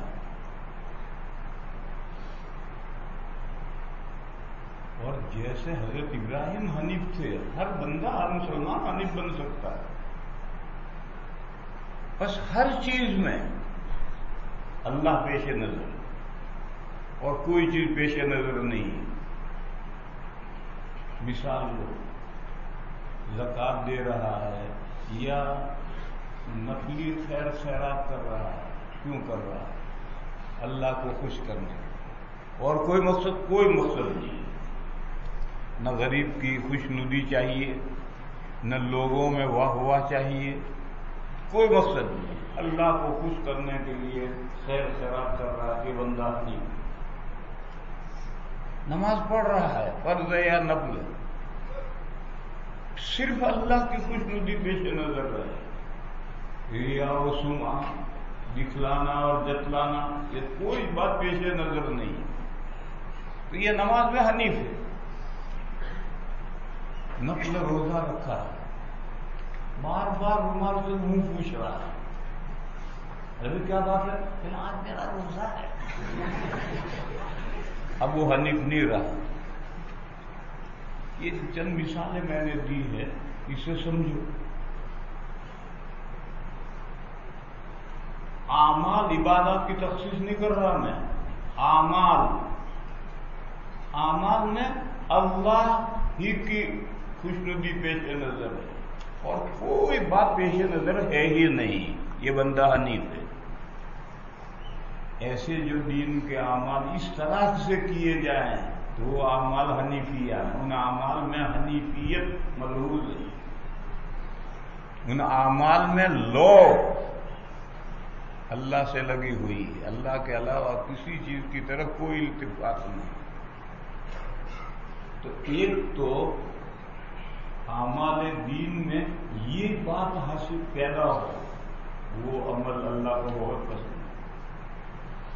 جس عمل میں اللہ کے علاوہ کی طرف لو توجہ رہی ہو جائے، وہ عمل کل قیامت کے دن اللہ تعالیٰ اس کا کوئی ثواب نہیں دیں گے۔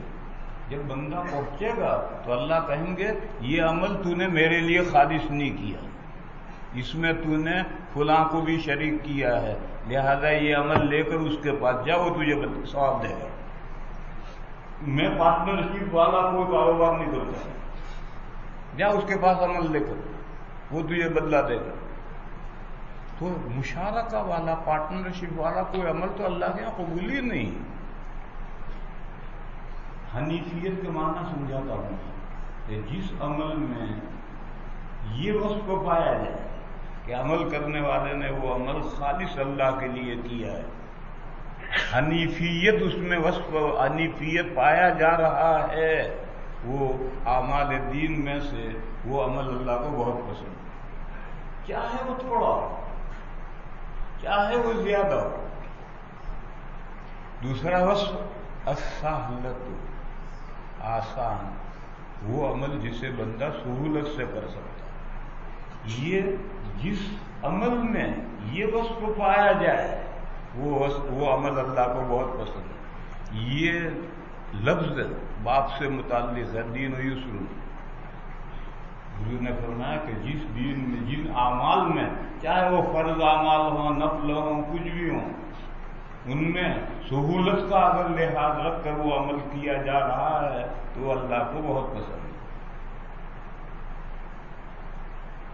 قال النبی صلی اللہ علیہ وسلم احب الدین الی اللہ الحنیفیۃ السمحۃ وبه قال حدثنا عبد الله بن مطهر قال حدثنا عمر بن علي عن معن بن محمد الغفاري عن سعيد بن ابي سعيد المقبوري عن ابي هريره عن النبي صلى الله عليه وسلم قال ان الدين يسر ولن يشاد الدين احد الا غلبه فسددوا وقاربوا وابشروا واستعینوا بالغدوۃ والروحۃ وشیء من الدلجۃ باب الصلاۃ من الایمان۔ ابواب آگے بڑھاتے ہیں۔ نماز ایمانی عمل ہے۔ استدلال دوسرے پارے کے پہلے رکوع میں ایک آیت ہے، وما کان اللہ لیضیع ایمانکم۔ آیت کا شان نزول کیا ہے؟ مدینہ وارد ہونے کے بعد بیت المقدس کو قبلہ بنایا گیا۔ بیت المقدس قبلہ بنا، اس کے بعد کچھ لوگ مسلمان ہوئے، تو انہوں نے نہ مسلمان ہو کر بیت المقدس کی طرف نماز پڑھی، ابھی تحویل قبلہ نہیں ہوئی تھی کہ وہ شہید ہو گئے یا مر گئے، تو ان کے بارے میں پھر تحویل قبلہ ہو گئی، مکہ کو کعبہ کو قبلہ بنایا گیا۔ تو ان بندوں کے بارے میں سوال ہوا کہ یا رسول اللہ، انہوں نے تو ایک نماز بھی اصلی قبلے کی طرف نہیں پڑھی، عارضی قبلے کی طرف پڑھی، ان کا کیا ہوگا؟ اس پر یہ آیت نازل ہوئی، وما کان اللہ لیضیع ایمانکم۔ یہاں ایمانکم بمانے صلاتکم، کہ اللہ تم نے جو نمازیں بیت المقدس کی طرف پڑھی ہیں، اللہ ان نمازوں کو ضائع نہیں کریں گے۔ بس صلاۃ کو لفظ ایمان سے تعبیر کرنا دلیل ہے کہ صلاۃ اور ایمان ایک چیز ہے، ایک دوسرے کا جز ہے۔ یہ حضرت کا استدلال ہے۔ استدلال بہت واضح ہے۔ جواب یہ ہے کہ یہاں ایمانکم سے صلاتکم مراد نہیں لی گئی، بلکہ ایمان سے ایمان ہی مراد ہے۔ اس کی تفصیل یہ ہے کہ جنت میں جانے کے لیے ایمان ضروری ہے، اعمال ضروری نہیں ہے۔ جنت میں جانے کے لیے ایمان ضروری ہے، ایمان کے بغیر کوئی جنت میں نہیں پہنچے۔ اعمال ضروری نہیں ہے۔ اعمال کا موقع ملے تو اعمال ضروری ہے، موقع نہ ملے تو ضروری نہیں ہے۔ ایک جنگ احد میں ایک کافر اسی میدان میں مسلمان ہو تلوار لے کر میدان میں اترا اور شہید ہو گئے. حضور نے خوشخبری سنائی جنت میں گیا، حالانکہ اس نے ایک بھی نماز نہیں پڑھی، اس کو موقع ہی نہیں ملا. تو اعمال کا موقع ملے تو اعمال ضروری ہے، موقع نہ ملے تو ضروری نہیں ہے. جنت میں جانے کے لیے ایمان ضروری ہے. یہ بندے جنہوں نے اصلی قبلے کی طرف ایک بھی نماز نہیں پڑھی، کیوں نہیں پڑھی؟ وہ موقع ہی نہیں ملا، تحویل سے پہلے مر گئے. بس اصلی قبلے کی طرف نماز پڑھنا جنت میں جانے کے لیے ضروری نہیں ہے. کیا ضروری؟ ایمان ضروری ہے. ایمان تو ان کے اندر تھا، تو اللہ ان کے ایمان کو ضائع تھوڑے کریں گے. اسی ایمان کی وجہ سے تو جنت میں جائیں گے.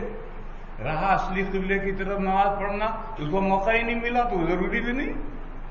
بس ایمانکم ہی کے معنی میں ہے. ایمانکم سے صلاتکم مراد نہیں ہے.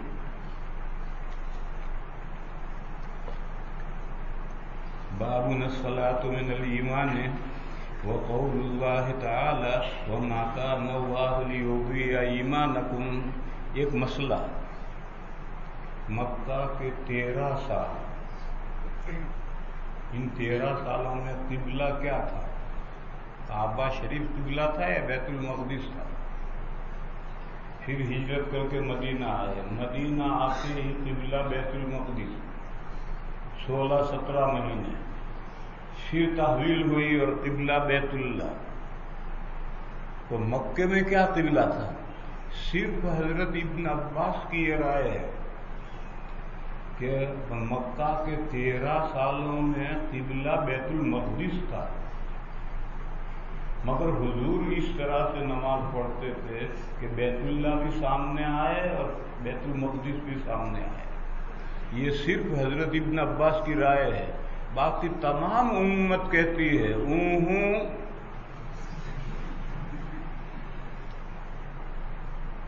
جب ہجرت سے پہلے بیت اللہ قبلہ تھا، پھر تحویل ہوئی، بیت المقدس ہجرت کے بعد قبلہ بنا، پھر تحویل ہوئی، 2 مرتبہ نسخ ہوا تو کیا آسمان ٹوٹ پڑا. ابن عباس نے 2 مرتبہ نسخ سے بچنے کے لیے یہ بات فرمائی، اور یہ عقل کے خلاف ہے.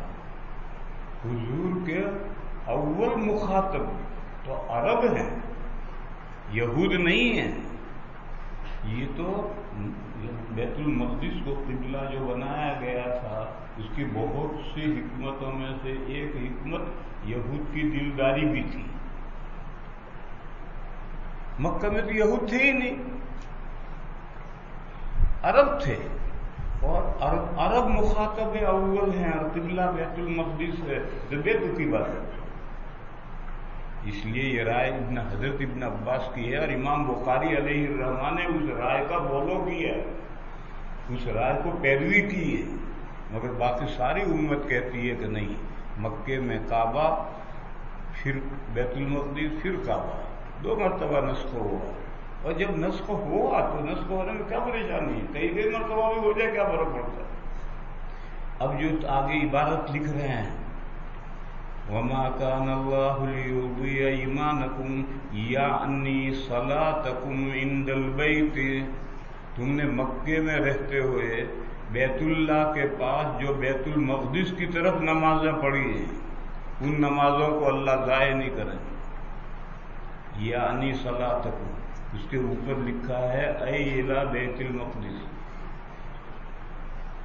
عند البیت یعنی مکے میں بیت اللہ کے پاس میں جو تم نے بیت المقدس کی طرف نمازیں پڑھی ہیں. اس طرح سے حضور اور صحابہ نماز پڑھتے تھے کہ بیت اللہ بھی سامنے آ جائے، بیت المقدس بھی سامنے آ جائے. یہ نمازیں تمہاری پڑھی ہوئے ضائع نہیں جائے، اللہ ضائع نہیں کرے. دیکھو یہ ممکن ہی نہیں ہے کہ مکے میں ہر بندہ اس طرح سے نماز پڑھے کہ بیت اللہ بھی سامنے آ جائے، بیت المقدس بھی سامنے آ جائے. یہ ممکن ہی نہیں.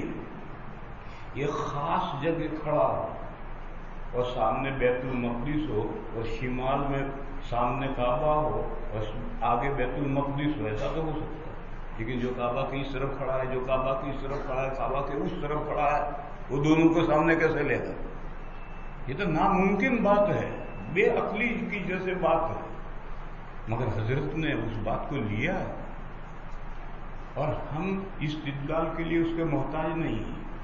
ہم تو صورت یہ فرض کرتے ہیں کہ مدینہ میں آئے، بیت المقدس قبلہ ہو، اس کے بعد ایک آدمی مسلمان ہو، اور ابھی تحویل نہیں ہوئی تھی، اس سے پہلے شہید ہو گیا یا انتقال ہو گیا، اس نے ایک نماز بھی اصلی قبلے کی طرف نہیں پڑھی، اس کے بارے میں سوال ہوا۔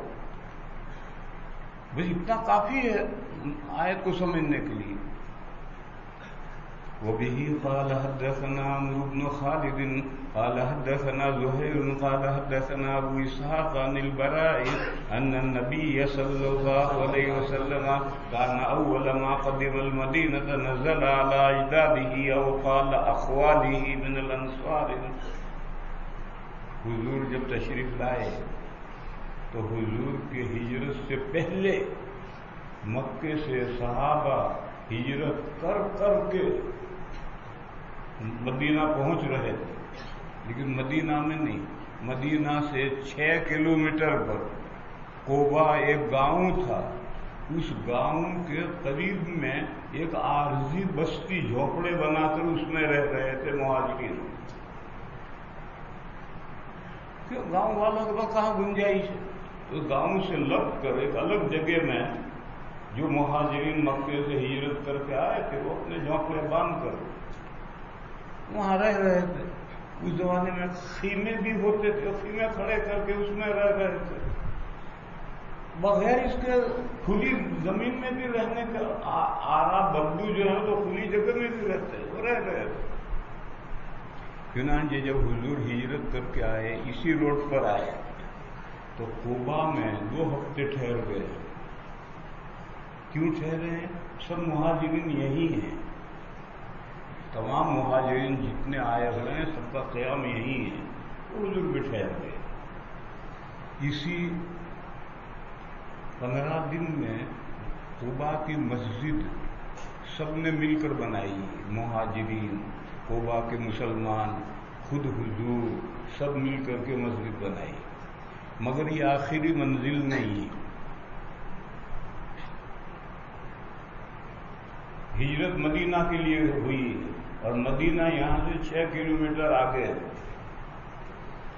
ایک 15 دن کے بعد جب یہاں سے آگے بڑھنے کا پروگرام بنا تو حضور نے مدینہ والوں کو کہلوایا مجھے لینے آؤ۔ تو تمام قبیلے مسلح، ظاہر ہے تمام قبیلے مسلمان تو نہیں، ہر قبیلے میں 5-25 مسلمان ہیں۔ یہ جو مسلمان ہیں ہر قبیلے میں وہ سب ہتھیار باندھ کر کے حضور کو لینے آئے۔ کیوں؟ مدینہ میں بڑی تعداد یہود کی ہے، اور یہودی مدینہ پر چھائے ہوئے تھے، ان سے خطرہ تھا، کوئی پلان بنا دیں، کوئی حملہ کر دیں، کچھ بھی کر سکتے ہیں۔ اسی زمانے کی وہ روایت ہے کہ رات میں حضور پیشاب کرنے کے لیے بھی گھر سے باہر نہیں نکلتے تھے، گھر میں کٹورے میں لکڑی کے پیشاب کرتے تھے جو بعد میں پھینک دیا جاتا۔ یہود کا خطرہ تھا۔ اسی زمانے کی وہ روایت ہے کہ حضور صحابہ کے درمیان بیٹھے تھے، اچانک اٹھ کر چل دیے، کافی دیر ہوئی نہیں آئے تو صحابہ بے چین ہو گئے، کہاں گئے؟ سارے مدینہ کے گھر گھر جہاں احتمال تھا تلاش کیا، نہیں ملے، تو صحابہ جنگلوں میں نکل گئے حضور کو تلاش کرنے کے۔ ابو ہریرہ ایک کھجور کے باغ پر پہنچے، اب وہ گھوم رہے ہیں، دروازہ ہی نہیں مل رہا۔ اب کوئی ایسا باغ ہو سکتا ہے جس کا دروازہ ہی نہ ہو؟ نہیں ہو سکتا، اور وہ اتنے حواس باختہ ہیں کہ دروازہ نہیں مل رہا۔ ایک بھول جا رہی تھی، لومڑی بن کر اس میں گھسے، اندر حضور کنویں پر تشریف فرما تھے۔ یہ اتنے بےتاب صحابہ کیوں؟ یہ یہود کا خطرہ تھا کم وقت ہو۔ تو اب مدینہ میں جانا ہے، اللہ جانے کیا صورت پیش آئے، کیونکہ ابھی کوئی مسلمان غالب تھوڑے ہیں، اب تو ہر قبیلے میں 5-25 مسلمان ہیں، باقی تو سب مشرک ہیں یا یہودی ہیں. حضور نے کہلوایا مجھے لینے آؤ. چنانچہ سارے قبیلے ہتھیار باندھ کر لینے کے لیے آئے. اب حضور چلے اونٹنی پر بیٹھ کر. آگے حضور بیٹھے ہیں, پیچھے حضرت ابو بکر بیٹھے ہیں, اور باقی سب صحابہ ارد گرد حلقہ آلہ بنائے ہوئے ہتھیاروں کے ساتھ چل رہے ہیں. اونٹ چل رہا ہے تو چاروں طرف سے صحابہ نے گھیر رکھا.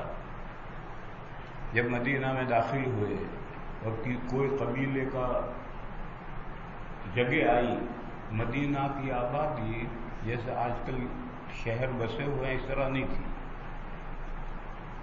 ایک قبیلہ بسا ہوا, اس کے چاروں طرف اس کے کھیت اور باغات ہیں. دوسرا یہاں بسا ہے, اس کے چاروں طرف اس کے کھیت اور باغات ہیں. تیسرا وہاں بسا ہوا ہے. ایسے قبیلے الگ الگ بسے ہوئے تھے اور چاروں طرف ان کے کھیت اور باغات تھے.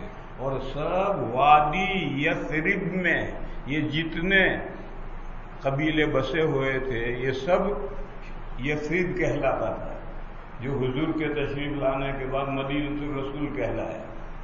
تو جب کسی قبیلے کے قریب سے گزرتے تو وہ قبیلے والے درخواست کرتے کہ یا رسول اللہ ہمارے مہمان بنیے, ہمارے قبیلے میں ٹھہریے. حضور نے اونٹنی کی نکیل اونٹنی کی گردن پر ڈال دی اور فرمایا اچھا جب اونٹ کو بٹھانا ہوتا ہے تو خاص لفظ عربی میں بولتے ہیں, مثلا نخ نخ نخ تو اونٹ بیٹھے. تو ہر قبیلے والے لفظ بولتے تھے کہ اونٹنی بیٹھے, اور اونٹنی تو چل رہی. لگام پکڑ کر نکیل پکڑ کر بٹھانا چاہتے تھے. حضور نے فرمایا میری اونٹنی کی لگام مت, نکیل مت پکڑو. اور خود حضور نے بھی نکیل اس کی گردن پر ڈال دی اور صحابہ سے کہہ دیا اللہ نے میری اونٹنی کو سمجھا دیا ہے کہ مجھے کہاں ٹھہرنا, لہذا آپ حضرات آگے سے ہٹ جائیں, اونٹنی کو چلنے دیں. اللہ نے میرے لیے جہاں ٹھہرنا منظور کیا ہے وہ اللہ نے میری اونٹنی کو سمجھا دیا ہے. اب سب مجبور. خیر اونٹنی چلتی رہی چلتی رہی چلتی رہی, سارا مدینہ کراس کر کے اس طرف نکل گئی. اب ادھر گاؤں کے باہر تو قبرستان آ گیا. قبرستان سے 500 گز کے فاصلے پر ایک اجڑا ہوا کھجوروں کا باغ تھا, 2 یتیم لڑکوں کا, کوئی دیکھنے والا نہیں تھا, اجڑا ہوا تھا. تو وہ اونٹنی اس باغ کے اندر گھسی, کیونکہ باڑ واڑ تو ہے نہیں, اجڑا ہوا ہے, تو اندر گھسی اور گھس کر کے بیٹھی. بیٹھ کر کے پھر اٹھی اور تھوڑا فاصلہ آگے گئی اور پھر آگے جا کر پھر واپس وہیں آئی اور وہاں آ کر پھر بیٹھی اور اس نے گردن زمین پر ڈال دی. حضور نے فرمایا یہ ہماری اترنے کی جگہ ہے انشاءاللہ. چنانچہ حضور اونٹنی پر سے اتر گئے. اب یہ تو جنگل میں بیٹھی ہے, باغ میں بیٹھی ہے, یہاں حضور کہاں ٹھہریں گے؟ تو یہاں سے کون سا قبیلہ قریب ہے وہ دیکھو, کون سے قبیلے کا کون سا گھر قریب ہے یہ دیکھا گیا. تو بنو النجار کا قبیلہ یہاں سے قریب تھا, اور بنو النجار میں بھی حضرت ابو ایوب انصاری کا گھر قریب تھا. جب پیمائش ہو چکی اور یہ طے ہو گیا کہ سب سے قریب گھر جو حضرت ابو ایوب انصاری کا ہے, تو وہ ایک دم اونٹنی کا پجامہ سر پہ اٹھا کر بھاگے. تو حضور نے فرمایا المرء مع رحلہ, آدمی اپنے کجاوے کے ساتھ ہوتا. اور حضور بھی پیچھے پیچھے انہی کے گھر چلے گئے اور وہیں قیام رہا. اور یہ جہاں اونٹنی نے یہاں بیٹھی وہاں بیٹھی, اس درمیان میں مسجد نبوی بنی. 6 مہینے میں مسجد نبوی تیار ہوئی. اس مسجد نبوی کے ساتھ کمرے تیار ہوئے. ابھی حضور کی صرف ایک بیوی ہے حضرت سودا, ان کو مکے میں چھوڑ کر آئے ہیں حضور. اس کے لیے کمرہ تیار ہوا مسجد کے ساتھ, اور پھر حضرت سودا کو وہاں سے بلا لیا گیا. یہ جو بنو نجار ہیں یہ حضور کا ننیال ہے. اجداد کو عربی میں جد کا لفظ ددیال ننیال دونوں کے لیے آتا ہے، تو یہ ننیال ہے. اور اخوال بھی کہو، ماموں کا قبیلہ ہے. ہندوستان میں تو ماں کا جو میکا ہے وہاں کا ہندو بھی ماموں کہلاتا ہے. تو یہ ماموں کا قبیلہ ہے، ننیال کا ہے. اصل کیا ہے؟ حضور کے دادا ہاشم شام تجارت کے لیے جا رہے تھے. راستے میں مدینہ سے راستہ جاتا ہے، راستے میں مدینہ رکے اور انہوں نے وہاں شادی کر لی. پھر شادی کرنے کے بعد میں وہ آگے سفر کے لیے گئے اور بیوی حاملہ تھی پیچھے. وہ سفر کے لیے شام گئے اور وہیں انتقال ہو گئے. ادھر یہ بچہ پیدا ہوا، یہ بچہ بڑا ہوا تو معلوم ہے ان کو، تو اس کے چچا جب یہ بچہ سمجھدار ہو گیا تو چچا اس بچے کو لینے کے لیے آیا، کیونکہ خاندان تو وہی ہے. تو وہ اس بچے کو اونٹ پر پیچھے بٹھا کر کے لے کر مکہ جب پہنچے، داخل ہوئے تو لوگوں نے کہا عبد المطلب، مطلب کا غلام. یہ مطلب کے غلام نہیں تھے، وہ حضور کے دادا تھے جو مدینہ میں پیدا ہوئے تھے. اور مطلب چچا جو تھا وہ بھائی تھا، ان کا بھائی تھا مطلب کا، جو ان کو لے کر آیا تھا. تو لوگوں نے کہا عبد المطلب، عبد المطلب، مطلب کا غلام، مطلب کا غلام. یوں حضرت کا نام عبد المطلب پڑ گیا. تو ہاشم کے یہ لڑکے ہیں عبد المطلب، اور ہاشم نے وہاں نکاح کیا تھا. پھر وہ شام میں انتقال ہو گیا. یہ بچہ پیچھے پیدا ہوا، بڑا ہوا تو یہ مکہ لایا گیا اور وہ عبد المطلب کہلانے لگا، ورنہ اصل نام ان کا شیبہ تھا. عبد المطلب کا اصل نام شیبہ تھا، مگر لوگوں نے عبد المطلب عبد المطلب کہنا شروع کیا. ان عبد المطلب کے 12 لڑکے تھے. ان میں سے ایک حضرت عبداللہ تھے جو حضور کے والد تھے. پھر ان کے بیٹے حضور. تو اب ماں کا یا باپ کا وہ بھی ننیال، دادا کا وہ بھی ننیال. تو دادا کا ننیال ہے، عبد المطلب کا ننیال ہے. تو عبد المطلب کا ننیال تو نیچے بھی سب کا ننیال. یوں وہ حضور کا ننیال تھا. تو بنو نجار جو حضور کا ننیال تھا، سب ماموں تھے اس قبیلے کے. حضور کا قیام وہاں ہو، مگر یہ بالقصد نہیں ہے. یہ تو اس طرح سے اونٹنی یہاں بیٹھی، وہاں سے وہ قبیلہ قریب تھا. کان اول ما قدم المدینہ نزل علی اجدادہ او قال اخوالہ من الانصار. یہ ایک مضمون الگ کر دو.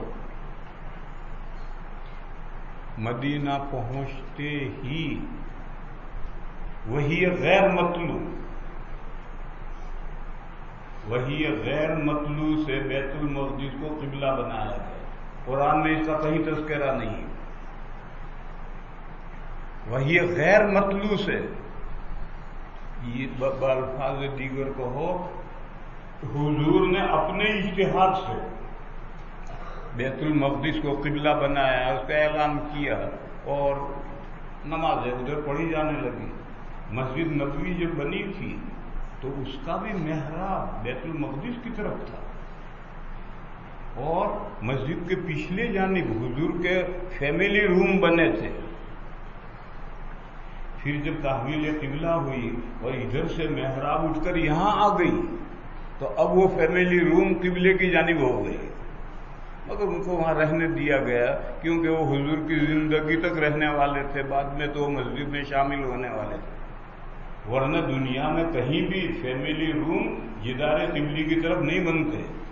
مسجد نبوی میں سارے فیملی روم جدار قبلی کی طرف کیوں بنے تھے؟ وہ جدار قبلی نہیں تھی، محراب ادھر تھی جب مسجد بنی، اور یہ مسجد کے پچھلے حصے میں یہ فیملی روم بنے تھے.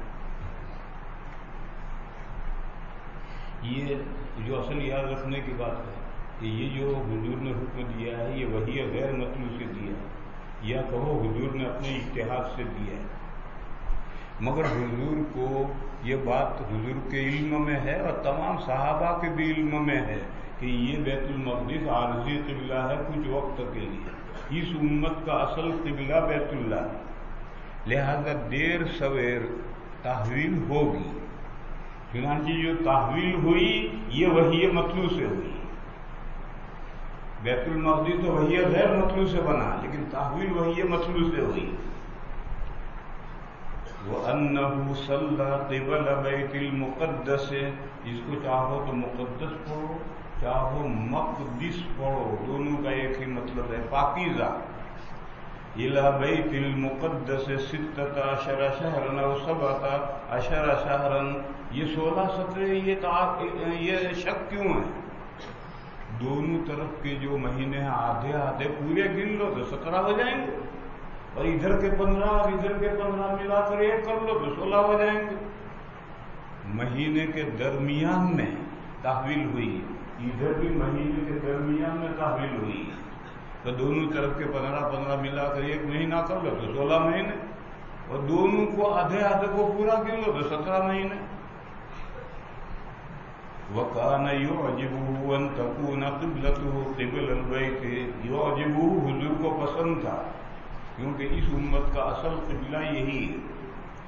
وَإِنَّهُ صَلَّى أَوَّلَ صَلَاةٍ صَلَّاهَا صَلَاةَ الْعَصْرِ، یہاں روایتوں میں بہت اختلاف ہے۔ بنو سلیمہ یہ قبیلہ ہے، وہاں حضور ایک جنازے میں گئے تھے اور ظہر کی نماز پڑھا رہے تھے محلے کی مسجد میں، مدینہ منورہ میں مسجد نبوی کے علاوہ کئی مسجدیں اور بھی تھیں۔ پھر عربی میں تو جہاں بھی نماز پڑھو وہ مسجد، حتیٰ کہ سفر میں جہاں حضور کا قیام رہتا تھا وہاں نماز پڑھنے کی جو جگہ تیار ہے یہ مسجد۔ تو بنو سلیمہ محلہ کہیں نہ کہیں نماز کو پڑھتا ہے، وہ جو جہاں نماز پڑھتا تھا وہ ان کی مسجد، وہاں حضور نماز پڑھا رہے تھے۔ یہاں رک کر کے بات سنو، وہ جو کتاب ہے حدیث اور سنت کا فرق، اس میں میری ایک عبارت نقل کی ہے اس کے مصنف نے کہ میرے علم میں کوئی ایسی روایت نہیں ہے کہ جو مسجد شرعی باقاعدہ مسجدیں ہیں ان میں حضور اور صحابہ چپلوں کے ساتھ نماز پڑھتے تھے، ایسی کوئی روایت نہیں ہے۔ یہ میری بات نقل کی ہے۔ اس پر ایک بڑے آدمی نے فون سے پوچھا کہ ابو داؤد میں روایت ہے کہ حضور نے فرمایا جب تم مسجد میں آیا کرو تو چپل دیکھ کر آیا کرو، اگر کہ نیچے ناپاکی ہو تو خرید کر صاف کر کے آیا کرو، تو جب تم مسجد میں آیا کرو۔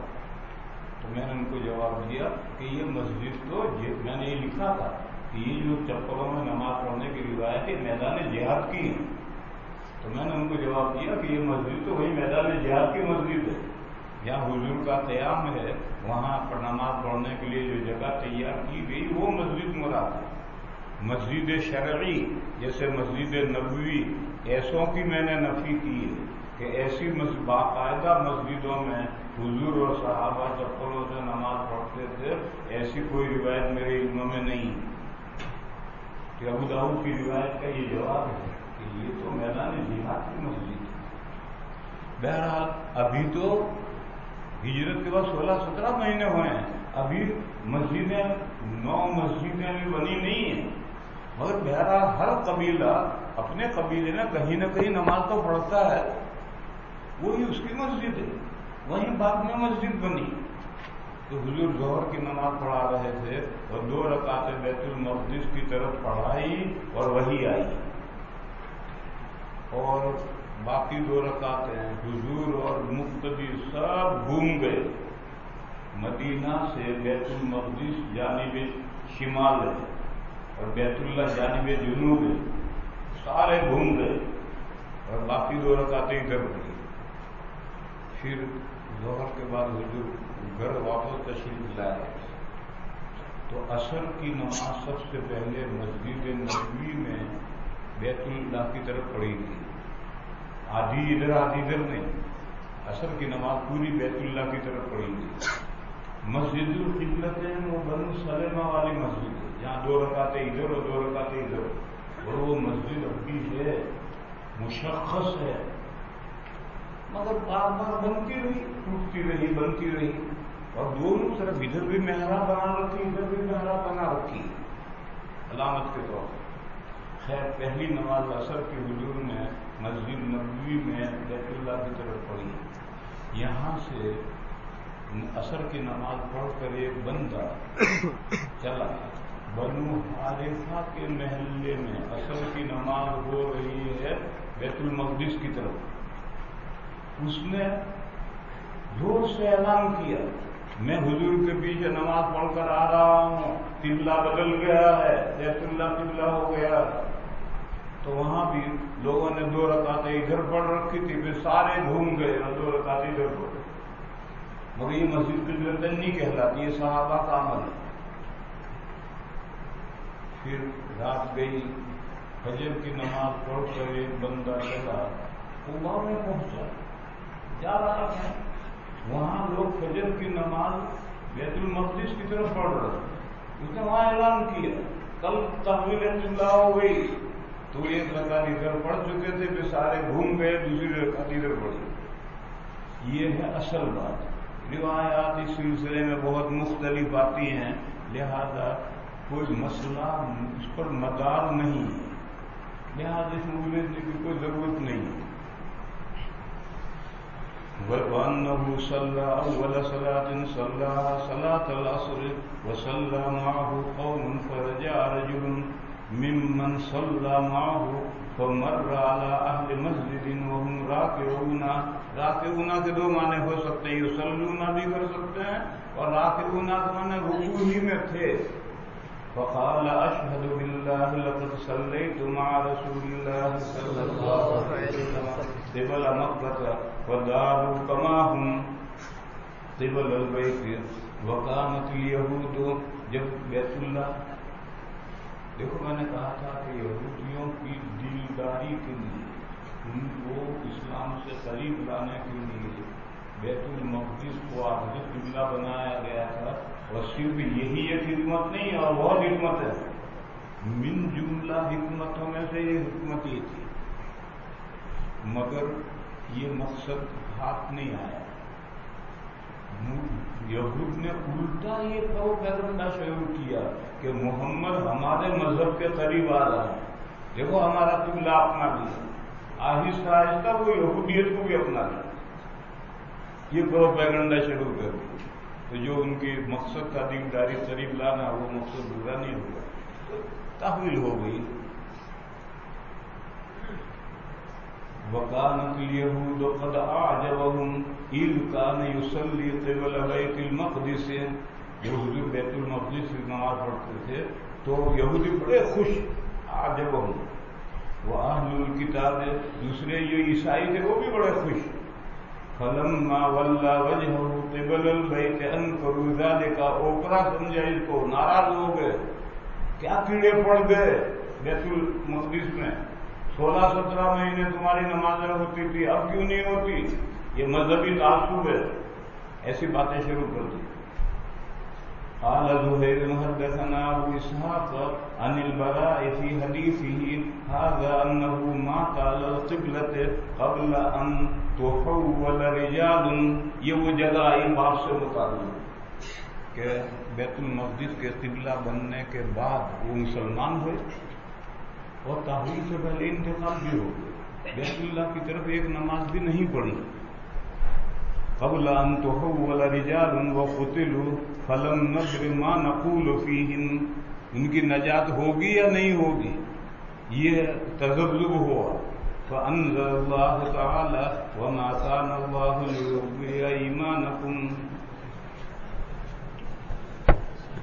19 تاریخ کو اتوار کے دن سبق شروع کروں گا، اور سب کو زندگی بھر گھر تو رہنا ہے، ایک دو دن پہلے آؤ تو کیا فرق پڑے گا. وقت ضائع نہیں کرنا چاہیے، سبق نہیں چھوڑنا چاہیے. 19 کو آ جاؤ، 19 کو سبق پڑھاؤں گا پہلا انشاءاللہ.